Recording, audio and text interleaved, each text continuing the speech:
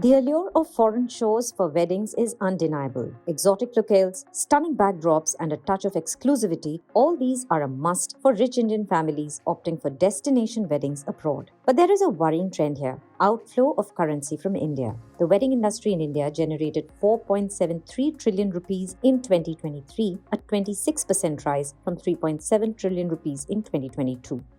And the wedding expenditures on destination weddings abroad ranged between 7,500 crore rupees to 1 trillion rupees last year. This significant outflow has the government worried. At a recent Mann Ki Baat address, Prime Minister Narendra Modi nudged couples to choose domestic weddings instead of overseas destinations, emphasizing on "Wed in India" to arrest the outflow of money. The popular perception is foreign locales add extra grandeur to the weddings, but more importantly, that wedding venues within India have become extremely expensive.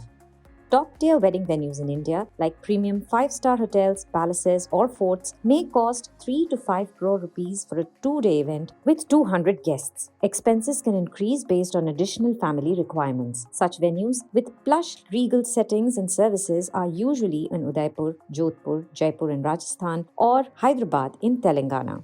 Meanwhile, a wedding package for 150 people in Phuket, Thailand would cost around 50 to 70 lakh rupees. Industry experts note that when spending around 1 crore rupees or more on a wedding, people opt for destinations like Thailand for a similar budget. It not only enhances the experience but also adds an exclusive touch to the event. So, what's ailing India's upscale wedding industry? Why weddings are going abroad is one, there are a set of people who want to do destination weddings abroad. So if there is a mindset that they want to go abroad or somebody has planned it, they would go abroad. Many countries can, there is no great restriction for weddings on the beach. For us, there are a lot of CRZ regulations to even have a simple celebration on the beach. Then there are a lot of issues with music copyright licensing. The other bigger challenge that we've seen in the recent past is that of air connectivity. Connectivity apparently has not restored to the way it used to be pre-pandemic, as a result of which airfares are very high between cities. That way, many of the international destinations are coming around that price. The other issue is that of when you do a wedding here, the GST becomes a huge uh, irritant. Rooms in South Asia, Southeast Asia are available at far lesser than that. And GST rate is particularly very less. Some places it's 2%, 3%, and all inside 5%. The wedding industry, including the goods and services, is among the top 5 industries in India, and the exodus of wealth poses the question: what can be done to keep these celebrations within our borders? Is there a possible solution? Rajasthan is known for the weddings, but when it comes to the families, these the people who are ready to pay extravagant money, they don't want to repeat their destination. So if in one family one wedding has been done in Rajasthan, they would want to opt for other destinations.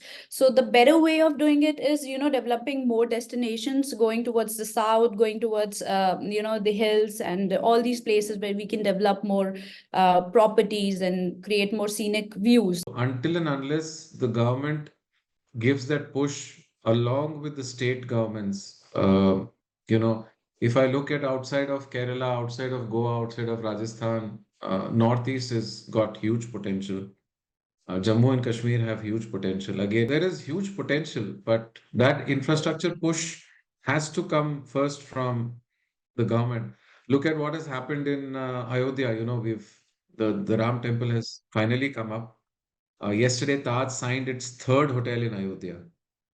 Till about a month back, or 2 months back, or 3 months back, nobody thought of putting up a hotel in Ayodhya. Industry insiders believe that to stem the outflow of wealth, more investment is needed in domestic wedding infrastructure. President of the Confederation of All India Traders, B.C. Bhartiya, had recently highlighted India's potential with over 2,000 locations in 100 cities for grand weddings. The focus should be on developing luxury venues and premium amenities nationwide to stay competitive. According to a 2022 report by hospitality consultancy Hotelivate, India had 1.5 lakh branded hotel rooms, with a proposal for about 59,000 new rooms across the country in the next 5 years. Of this, 72% or about 35,000 rooms were under active development. But analysts say the demand for hotel rooms will outpace supply in the same period. With 25% of the world's weddings taking place in India, Timothy Chi, Global Chief Executive of the Knot Worldwide, which runs the wed tech platform Wedding Wire India, is optimistic. In his words, as Indians increase their spending on weddings, companies like his are bullish about the market. So will the affluent Indians opt for domestic weddings, giving up the clout of a foreign destination wedding? That would alone remain a challenge, the bragging rights or the kind of a mindset that I am doing better than the other, therefore I want to go abroad. But let me tell you, the Prime Minister being now the poster boy or the real, in the sense, real brand ambassador for the country, I'm sure after his statement, there will be a lot of rethinking on going abroad. As India looks towards a future where weddings are not just celebrations but also economic catalysts, the key lies in premiumization and expanding the domestic market. Industry insiders believe a robust infrastructure and state-of-the-art amenities can go a long way to arrest the outflow of money and opportunity.